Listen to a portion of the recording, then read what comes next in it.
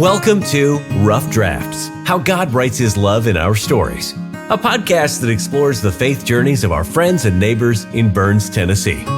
Everyone has a story to tell, and in this podcast, we'll hear powerful and inspiring stories of how God works in the ordinary lives of people like you and me. Our stories are unfinished and perfectly imperfect.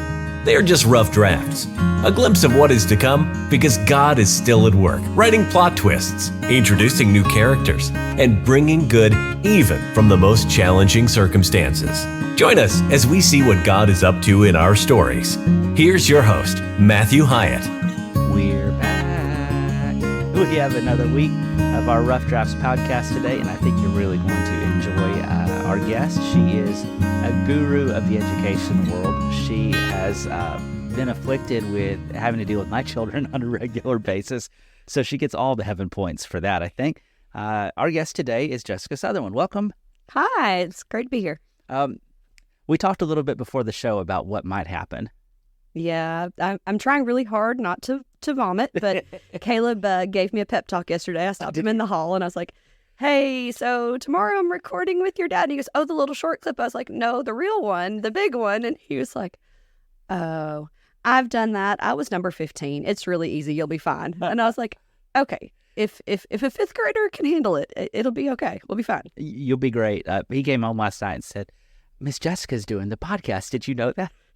Yes, I know that. Hopefully you know that. I didn't just show up today for fun. It was super cute, though. So a lot of people don't know that you've listened to basically every episode, and we've had some fun conversations in the drop-off line when I come in on two wheels in the morning. Yes. It's 7:59 and 58 seconds. And hey, I was really impressed. You did really well the first quarter. Yeah, the first quarter of the year, you were doing really, really well. Then I lost the will to live, and the school year started dragging on. But after you listened to Daniel Leonard's episode... Oh, yes. We decided that we needed to filter whether we listened to them in the car or not, because my kids were like, what does he mean by don't do drugs, Mommy? And I was like, never mind. Well, never mind. It's good to know. Look at the guitar case. Yes, absolutely. Oh, yes. I forgot about that. Yes. Yes, let's not smuggle drugs in guitar cases and things like that. That's great. And the best part is Miss Jessica helps with the guitar program. I do, so 100%. It just kind of landed perfectly for me. I love Daniel's. His has been a super popular conversation. He's just a neat guy. But there I go again, saying nice things about him that I can't deny having said. So I've really screwed this up. It's on the record, too. All right, Jessica, you know what I'm going to say. What's your God story? Well, my God story, I thought about it quite a bit, listening to different ones and trying to mentally prepare, because when you're a type A, that's kind of how you roll. I'm a type O. Oh, positive or negative? No, just typos. Oh, okay. You assume I do it wrong. Well, what I think the center of my God story is nothing is ever going to go the way you plan it, but that's exactly the way it's supposed to go. Growing up, my parents divorced really early in my life, and there was a lot of, troubled relationships and things that didn't go the way a normal kindergartner would have wanted their life to go. But I was very, very blessed with grandparents who I was closer to even than parents at some points. I spent every weekend, they would pick me up from school on Friday afternoon, and I'd be with them until Sunday night after church. So really more waking hours with them than my own parents some weeks. But they were, but by the grace of God go I type people, where if I'd not had them, I don't know if I would be where I am today. They're the reason I'm here. They're the reason I ended up in Dickson County, and we'll get more into that later on, but I came to Tennessee to be with them. I was born in Minneapolis, but I grew up in Augusta, Georgia, in a not so nice neighborhood where there weren't very many people who looked like me. So it was really kind of a rough and tumble situation sometimes. But I followed them here. And so that was one of I wasn't supposed to end up in Dickson County. That's what everyone says. But Dickson County is exactly where I was supposed to be. Yeah. I started looking at different schools. I knew I wanted to be away from Augusta, but I didn't want to be so far away from family that I didn't have somewhere to go if I needed somebody. Right. So I'd come a lot on the weekends. Lipscomb's not that far from Dickson, and my grandparents had moved here when I was a senior in high school. They moved up here, built their house on their old homestead, and so I'd come see them on the weekends. And there's this really sweet lady at church, and I'm not going to name names. I'm not going to name drop, but she was a little dishonest in feeling the need to find me a future spouse. Okay. She would always go, hey, what about so-and-so? Hey, what about so-and-so? Hey, what about so-and-so? And every single time I was like, I'll go with anybody one time. You never know. You never know what's going to click, what's not going to click. And so one day she was like, what about John Southerland? And I was like, tell you the same thing I always tell you. I'll do anything one time. Like a good drug dealer, your first hit's right? free. It's fine. I'll try it. He was a good bit older than I am, so I'd never really even thought about it. You had to throw that out there. Yeah. Didn't you? Oh, I did, 100%, 100%. That's going to be the episode title. He's a good bit older than you. He's a good bit older than me. But I'd never even thought about it. But I was like, sure, whatever. It's fine. So she came back to me a few days later and was like, hey, John said he's really interested in you and he wants me to get your number. And I was like, that's fine. That's good. Come to find out years later that she had gone to him and said, hey, Jessica Smith. I was a Smith then. Oh my goodness, I've been a Sutherland so long. Jessica's really interested in you and she really wants you to ask her out. So here's her number. And I'm like, that was a total and complete lie, but that's okay because it worked out great. Who needs Tinder when you have old ladies? Yes. Oh, and she wasn't an old lady. Oh, no. But I'm really trying to get you in trouble. Yeah. So that's one of the situations where I wasn't supposed to end up here. Yeah. But because he was at church and this person just decided, hey, we're going to find somebody to keep her here. So the moral of this, nothing good happens when you go to church. Oh, no. Great things happen when you go to church. I just had to make sure I get that one right. Yes. One of the other examples that I think about when it comes to things that didn't turn out the way I wanted them to, before we started, I was telling you about how I started off at Stuart Burns. Yeah. I did several summers working daycare there. I did a leave of absence whenever somebody had to leave. I was sure that that's where I was going to be. Yeah. I was absolutely positive. This is home. This is family. This is where I am supposed to be. And I interviewed in May while I was there on the leave of absence. And the principal at the time said, I really want you to be here. I don't know where I'm going to put you. I don't know where the place is going to be, but I really want you here. Yeah. So I didn't interview anywhere else. I didn't fill out any applications. I didn't do any interviews because I was sure that she wanted me there and that's where I was going to be. Yeah. A week before in-service, she said, I'm so sorry. I don't have anything for you at all. And so here I am, newly married. We'd gotten married before I'd graduated because we were young and stupid and, living on love in an old beat-up trailer. It was great. It was great. And I don't have a job. Yeah. And I'm panicking. And so I applied to everything that was open. There were 3 spots open, and one of them was at White Bluff. And I prayed over and over. The first one to call me, that's where I'm supposed to be. Yeah. Like, God, let where I'm supposed to be the first one to make that phone call. And I go in, I interview with Gail Mosley, and she is fresh out of church camp. She is not dressed at all as I would expect a principal to be dressed. Yes. Because she found out the last minute she was going to have this opening. It was literally church camp week. And when she had an interview, she just came straight from church camp. She dodged over from Leatherwood, and here you are. 100%. And so I'm kind of surprised by the whole thing. White Bluff is out in the middle of this, cow field. Yep. And I'd never been out there before. And I was like, okay, God, if this is what it's supposed to be, then it's what it's supposed to be. And she called 10 minutes before the principal at Dickson Elementary called. So she beat him by 10, and I did. I took the first call that came, I took. And now I've completed 17 years at White Bluff. I can't imagine being anywhere else. It's home. Yeah. It is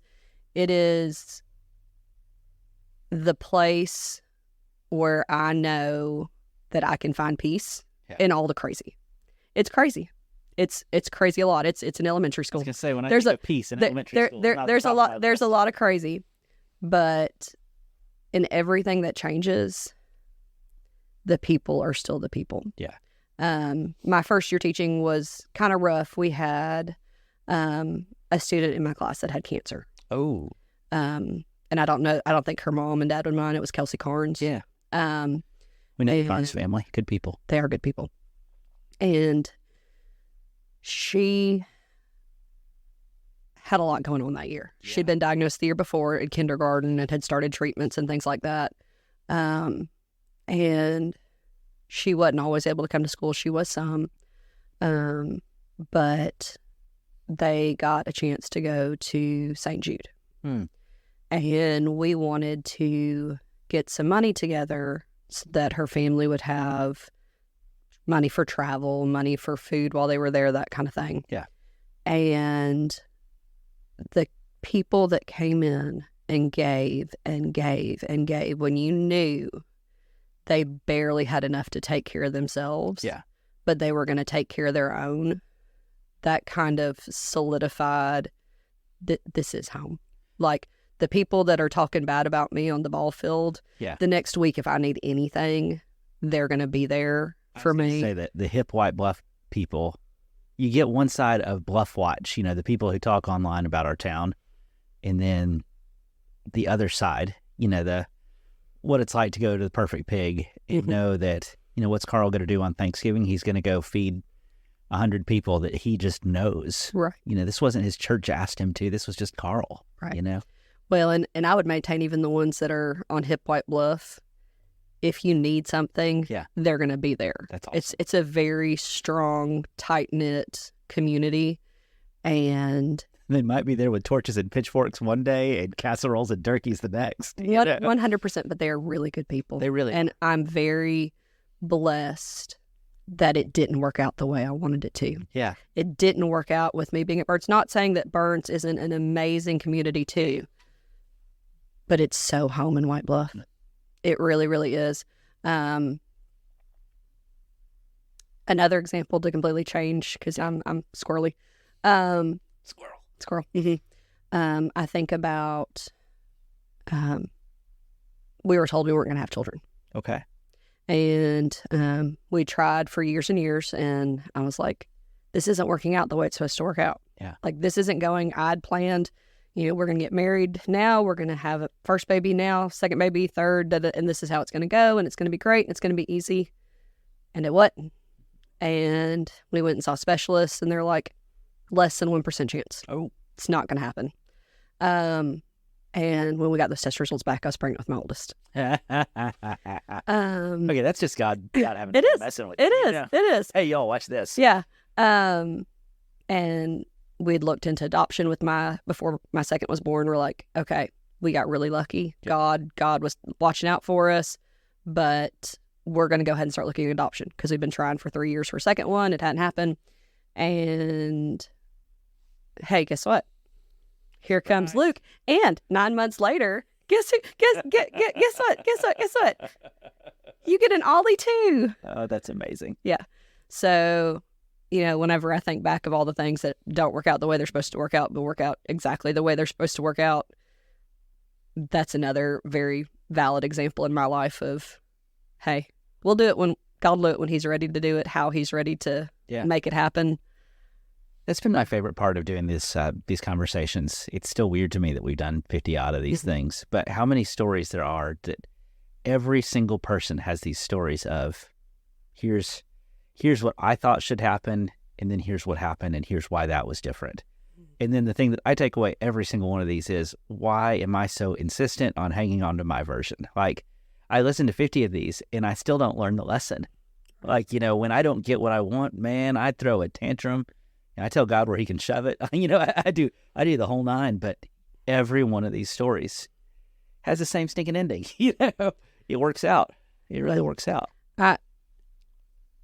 I feel like I've taken from a lot of these situations where I am trying to be more conscious of letting things happen the way they're supposed to happen now. Yeah. I graduated with my admin endorsement and my master's degree a couple years ago. Congrats. And I did summer school principalship, and it was amazing because I'm a control freak. But I found myself having to say, let things happen the way they're supposed to happen. Yeah. Don't try to force, and I'm, with changes that are constantly happening and things like that, don't try to force your peg into a hole that it's not supposed to be in. Look back at all the other things that have happened and try to allow it to happen the way it's supposed to happen. Yeah. Because it's going to happen the way God wants it to happen. It's just going to be, how hard is it going to be on you in the process if you try to fight it? Yeah. God's going to get what he wants. Mm-hmm. God will use every person. It's just, does he use you as a Peter, as a Judas? Right. It's funny. I interviewed when I got before I finished college. I had an interview for a ministry job. They wanted me to be their first ever youth minister, this church. And I won't say where for the sake of the mean things I'm about to say about them. I did. They got my name from a recommendation from a Freed professor. We did an email interview where I basically wrote 2 or 3 pages of papers with answers to questions. Phone interview, talked to a committee. I drove to Nashville and I met them met a committee there. Then they brought me to their town and I spent an entire weekend with them and did devos for every age group and taught Bible class. And everything about it was, this is the job you should take. It was a church that had some significance, had some budget, had some numbers. They wanted me to come there. But I was just left with this feeling of, ugh. Mm-hmm. And there were some red flags. Right. Somebody put a tape recorder on the table so that they could record my answers so they could investigate them more thoroughly after the fact. That didn't... that's a little disconcerting. Yeah. And then the questions they started asking made me really convinced that these people were convinced that whoever they hired was going to ruin the church. I shouldn't go down this rail, but I just love this story so much. One of the questions I got asked in the last interview was, what are you going to do if one of the girls in the youth group gets her belly pierced? That was one of the questions they asked me. And I was kind of... Hopefully your answer was, mind your own business. My answer was, I don't make a habit of checking out the navels of my youth group kids. And like 2 of the people in the room laughed and 2 of the people in the room glared. And I left there frustrated as all get out. And I left, I thought, this ministry stuff is stupid. Why in the world am I going to put up with this garbage? This is dumb.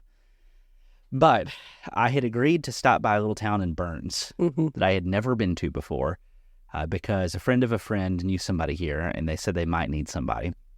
When I pulled up, the parking lot was full on a Sunday night, which was... Unheard of. Yeah, it's a Sunday night, guys. Right. Everybody knows that's half credit night. What's the deal? I come in, the auditorium's full. Walnut Street's youth chorus was here that night. That was when they went around to the churches and did the services. They'd forgot I was coming. Oh, no. And finally somebody figured out I was sitting in the back and wait, this kid's not from Walnut Street. Oh, no. Oops. And that sort of crazy has been what I've been part of ever since. The thing that looked like the perfect thing was not. No, and that church has split 2 or 3 times since then. And then God has really blessed my family here. I never would have thought Dickson County would be home. Right. Anyway, it's not about my story. Sorry, I started. Well, I mean, it's very parallel. Yeah. I do completely understand it. It's very, very parallel in that this in a million years would not have been where I would have guessed. Growing up in Augusta, which is the 2nd largest city in Georgia, I could picture myself in a suburb of Nashville. Yeah. And the first several years that I was here, I was like, man, this is so podunky. What is going on? And now I'm the crazy person who's like, why have they put in another stoplight? What are they doing to our town? They're moving the Dollar General What again. are they doing? And I can't imagine being anywhere else. No, it's crazy cool. I really hope that I retire here or die here. I think, well, we looked at a few years ago moving out towards White Bluff because I live back behind Dickson County High School. Yeah. But then we look at our neighborhood and we love our neighbors and, we've got good people around us and we could sell our house for a really good price, but then trying to find a house that matches the size of our family at that really good price probably isn't. You can sell for a good price, but you can't buy for a good price. Correct. So, everything, we're where we are supposed to be. Yeah. And we're doing what we're supposed to do. Several years ago, we attended another congregation in town for a long time. That was where we got married. It's where we brought our kids home from the hospital. One of them literally straight from the hospital to church because we had to pick up one of the older siblings. So we checked out of the hospital Sunday morning and came to church to pick up my older son. If you would have asked me then if we would ever be anywhere else, I would have said, no, absolutely not. This is where we're going to be forever because, this is where we're supposed to be. But things happen. People happen. Life happens. And we ended up visiting Chapel Hill. Yeah. They were having their 100-year celebration or something like that. And we were invited to come out there. And you walk in the door. Yeah. And it's that home feeling, that same home feeling that the first year at White Bluff Elementary gave me. That's awesome. It's home. It's where we're meant to be. And you guys have got to drive to get there for church. It's 30 minutes. 30 minutes each way. Okay. Yeah, depending on who's driving. It's a little shorter for me than it is for John. Yeah. We hug those curves a little tight when Mom's driving, but it's okay. But it's where we're meant to be.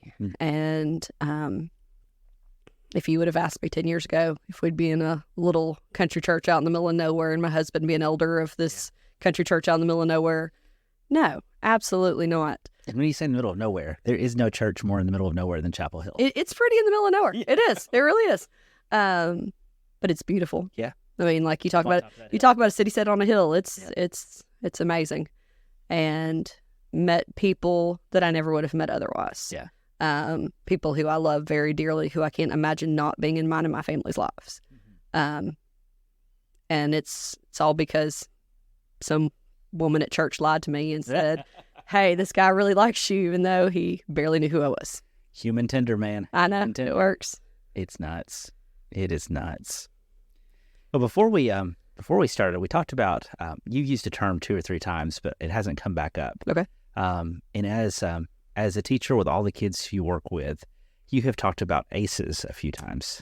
Yes. And I know this is kind of off script for maybe this, but I didn't know about that term until probably about a year ago, and it was super interesting to me and some trauma-informed stuff. Will and Kelsey Bryant shared some really cool stuff with me. Can you talk about that a little bit? Sure. So growing up, my mother was special needs. Okay. So she had her own things that she dealt with. Yeah. And she dearly loved babies, but she was not equipped to deal with older children. That makes sense. Especially an older child who at some point started getting a little bit of an attitude. Right. Because her mama and daddy had broken up and she was upset and she was hurt and she was not equipped to handle that.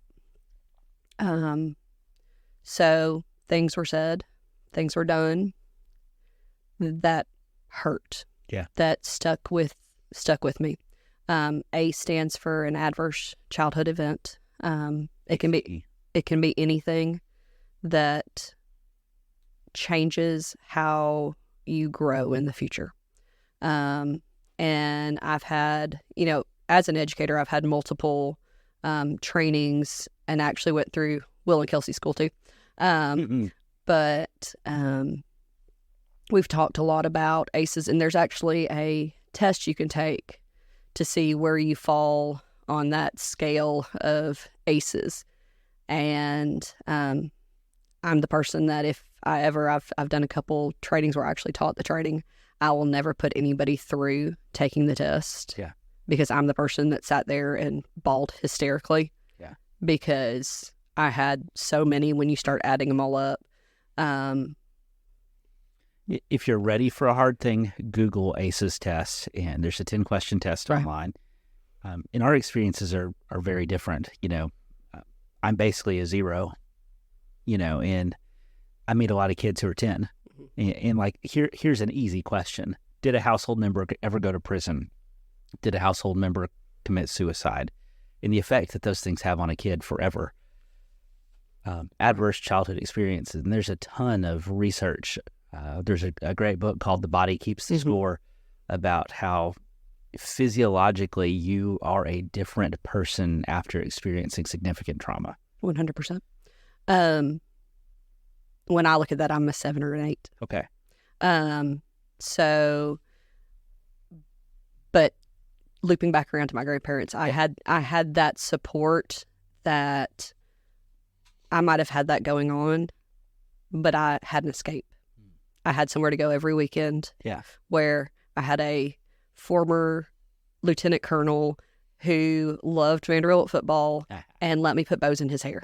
And I had a grandmother who taught me to whisper to the plants and tell them that they were beautiful and I love them instead of touching them because that'll kill them. And who taught me how to cook things in such a way that you can be a good homemaker. And I was not going to be a homemaker. Absolutely not. But my husband's very grateful that she taught me some of those things. Not to say, I moved in with my dad when I was around 2nd grade, and he had remarried, and my stepmom loves me as if I'm her actual child. Yeah.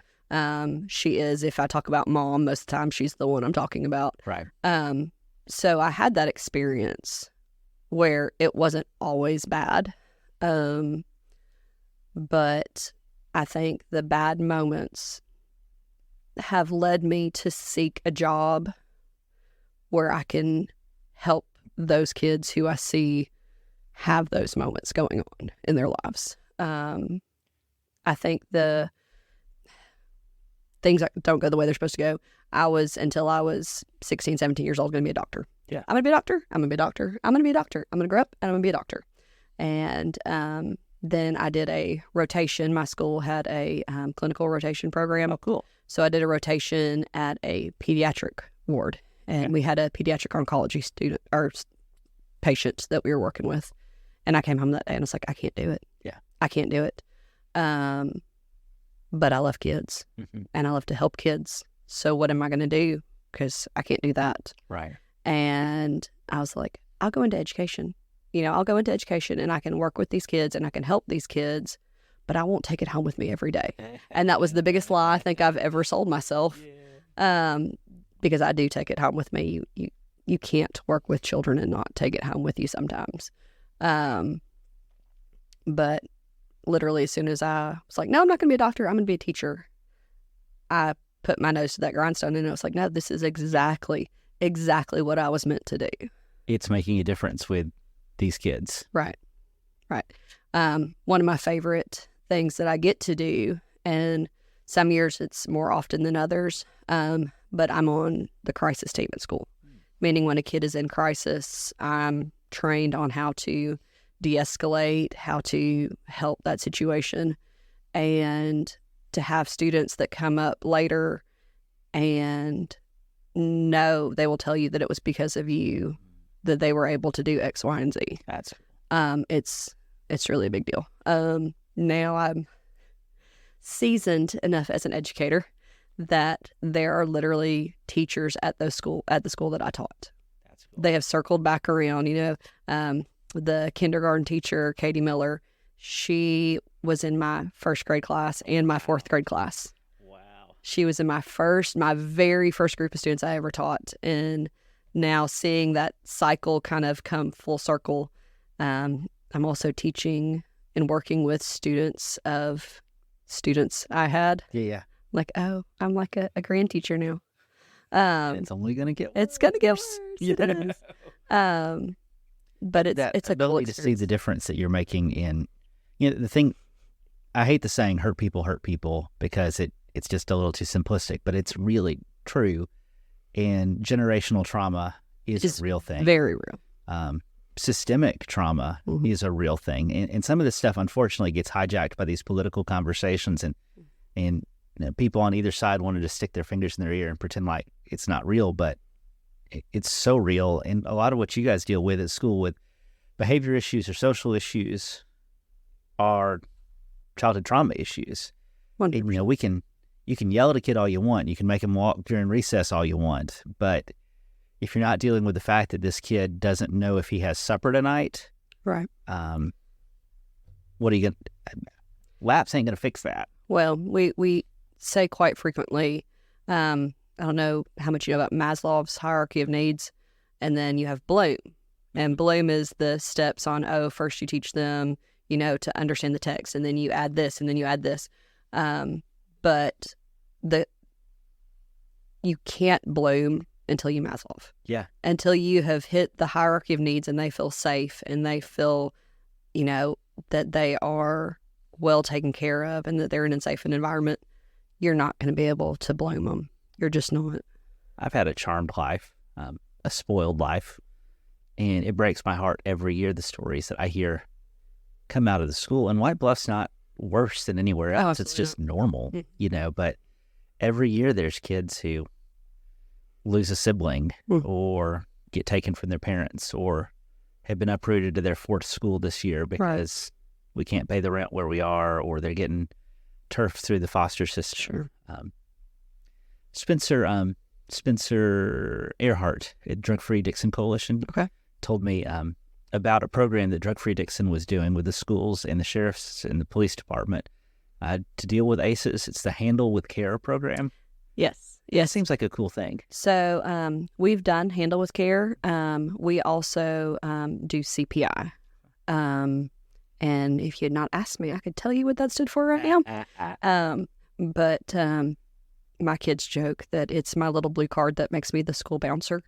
But it's basically that I've been trained on how to de-escalate situations. So it's a similar training model. My understanding with Handle with Care is like if a police officer responds to, say, I'm just using a bad example, a house fire in a kid's family, he can make a note that the SRO will get, the school will get, to know that this kid had a traumatic experience, so that the school is ready. Okay, so we're looking at the Handle with Care was a de-escalation and restraint program too.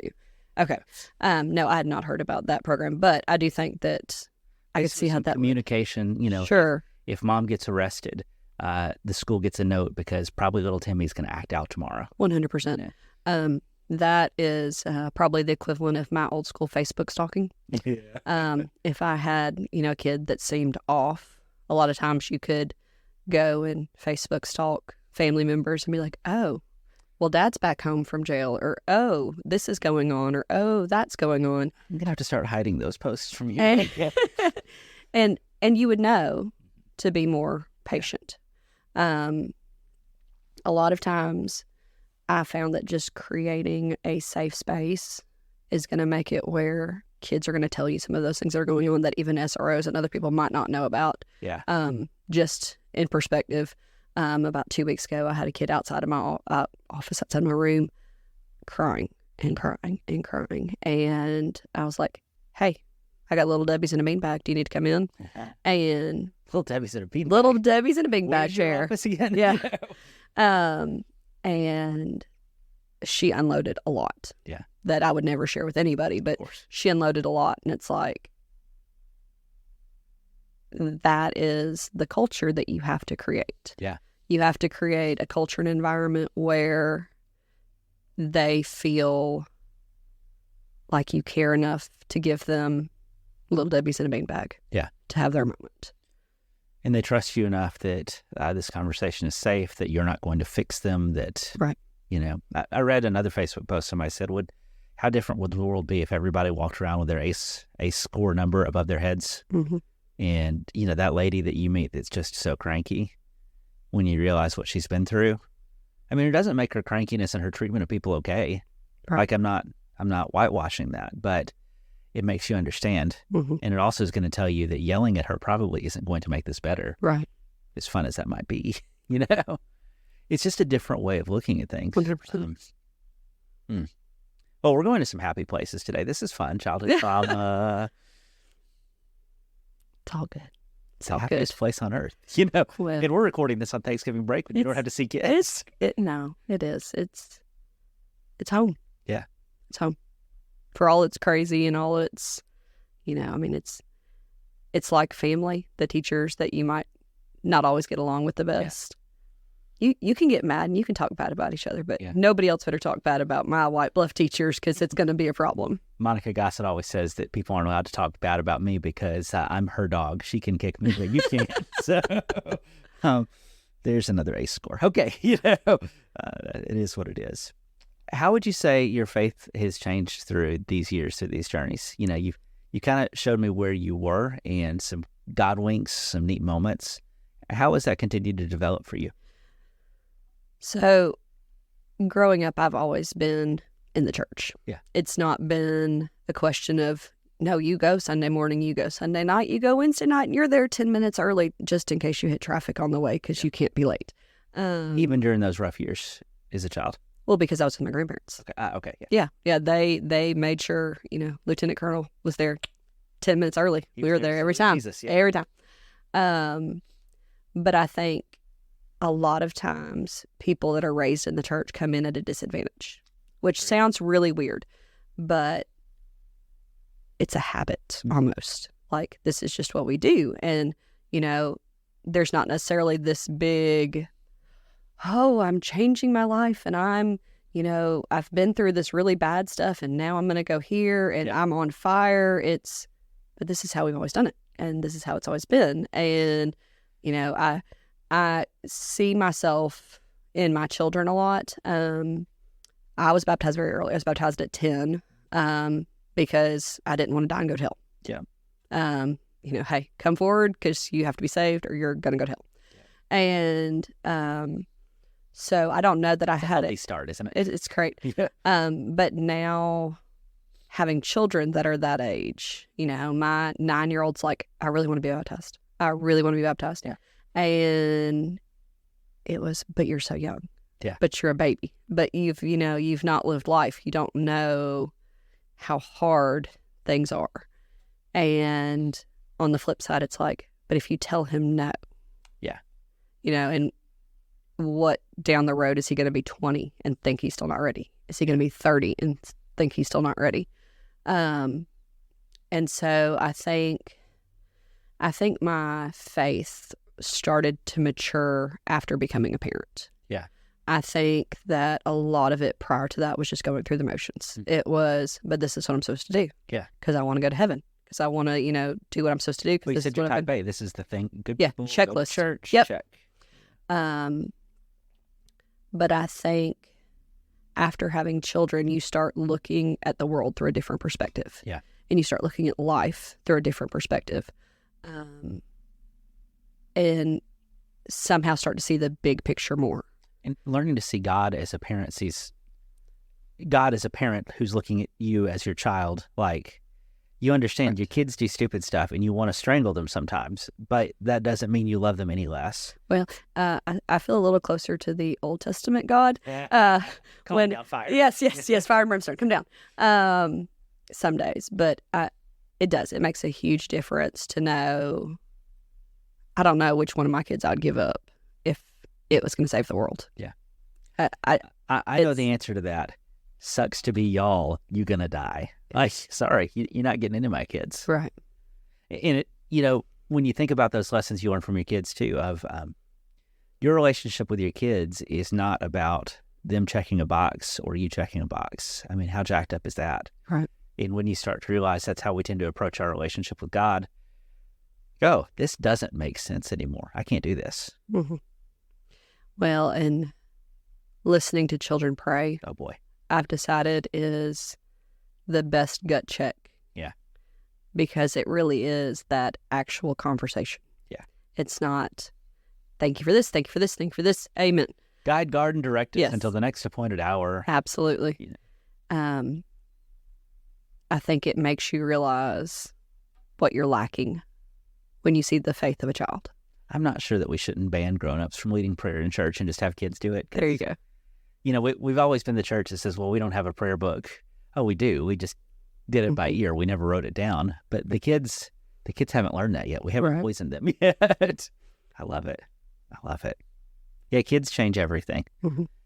I know that sounds super cliche, but... You're talking to an educator, though. Kids really do.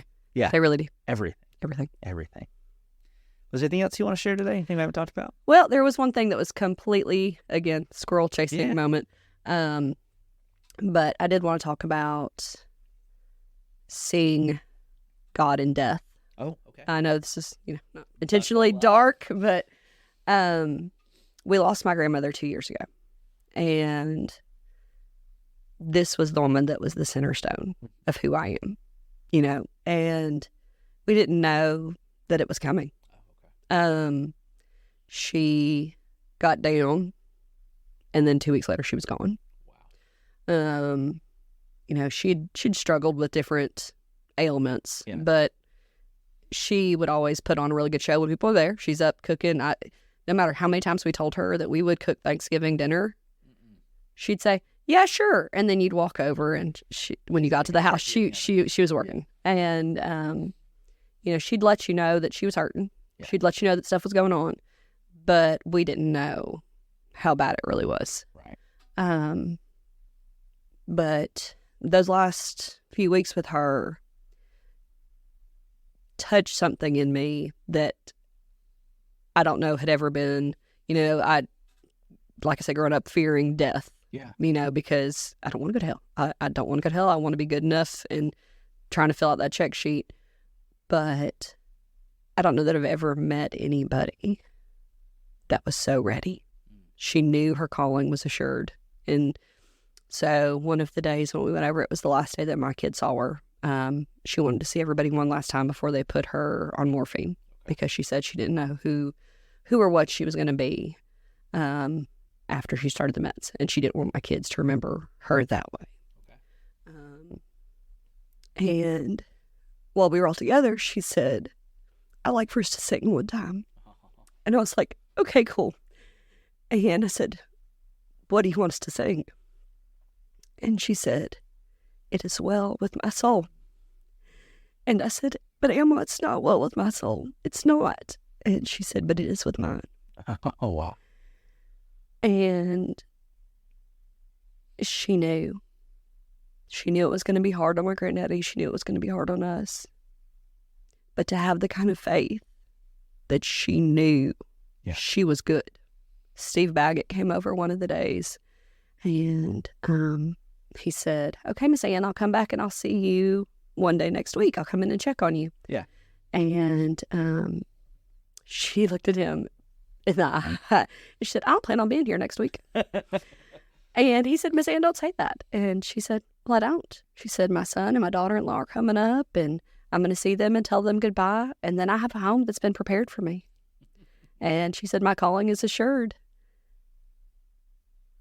And of all the examples she gave me, all the years, the way that she handled the end is like the ultimate example to me of how I want to live my life, so that I know when I'm almost 87 years old that I don't have to fear. Yeah. That I don't have to worry about what's going to come, because it's real. It's real.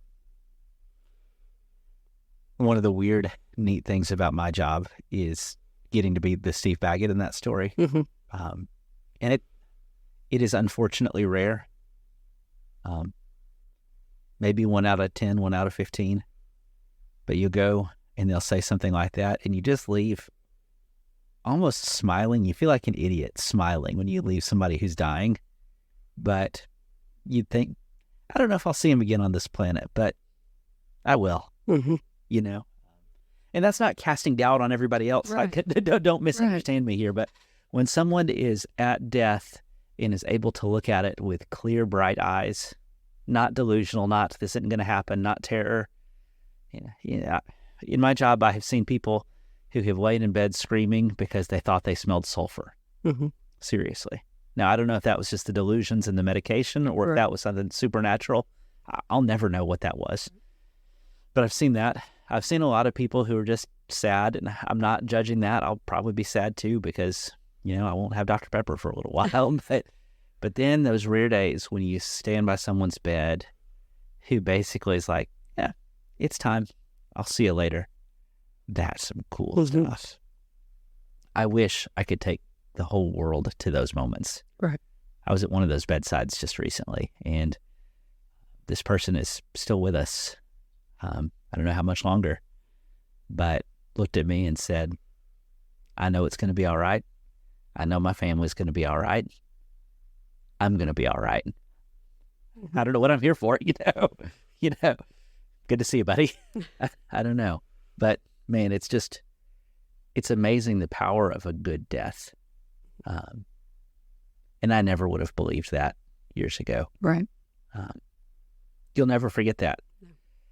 And my hunch, I didn't know your grandmother, but when it's your time, you're not going to forget that either. And that's pretty cool. It is very cool. Well, we've talked about painful childhood experiences. We've talked about children with cancer. We've talked about childhood trauma. And now we've talked about family death. Is there like a trifecta? You want to add a natural disaster to this, or? No, let's not. Okay. Let's not. White Bluffs lived through that. Let's not do that. Yeah, we've been there, done that, got that T-shirt. Well, Jessica, thank you so much for your time today. Absolutely. I'm glad to have been here. And I would like to point out we are 45 minutes in, whoop, whoop. And there's no vomit. No vomit, So it's been a great episode. Friends, thank you so much for listening, and thanks for sharing this with a friend. And until next time, I can't wait to hear what God's up to in your story. Thanks for listening to Rough Drafts. Be sure to subscribe so you don't miss a single episode. While you're at it, help us spread the word by leaving a rating and review. Until next time, let's keep looking for how God writes His love into our stories.